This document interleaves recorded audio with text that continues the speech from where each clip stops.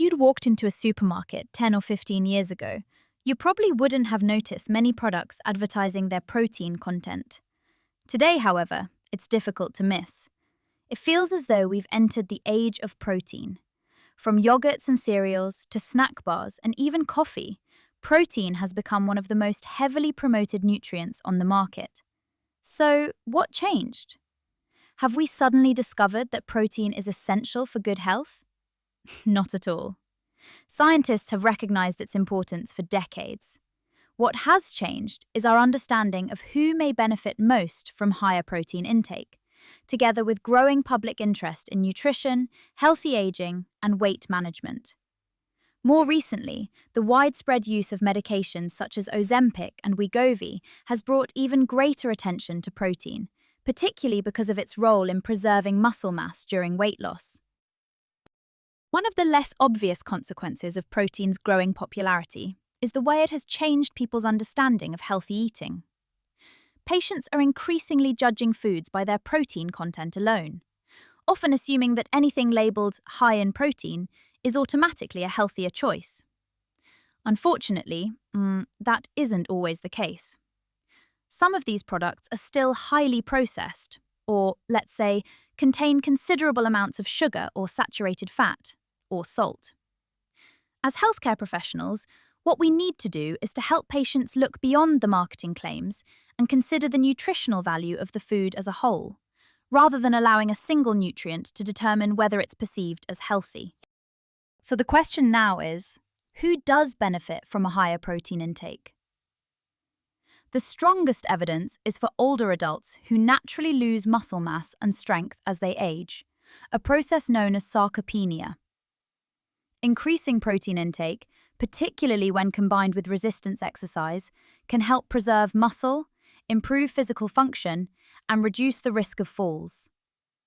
People recovering from surgery or serious illness may also have increased protein requirements, as protein plays a vital role in tissue repair and recovery.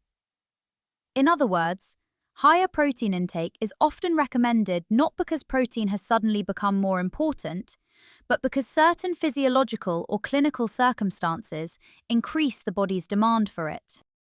Knowing that, it's equally important to recognize that increasing protein intake beyond what's required doesn't necessarily provide additional health benefits. This is a common misconception, particularly among younger adults influenced by social media and fitness culture. Once the body's protein requirements have been met, simply consuming more protein won't continue to build muscle or improve health. Muscle growth depends on several factors, including resistance exercise, adequate energy intake, and recovery. Perhaps the more important question, therefore, isn't how much protein someone consumes, but whether the conditions needed for that protein to be used effectively are actually in place. This brings us to another common question. If protein is so important, should everyone be taking protein supplements? In most cases, the answer is no. For the majority of healthy individuals, protein requirements can be met through ordinary foods without the need for powders or ready-made protein products. Supplements certainly have a role in specific circumstances, particularly when nutritional needs are difficult to meet through diet alone.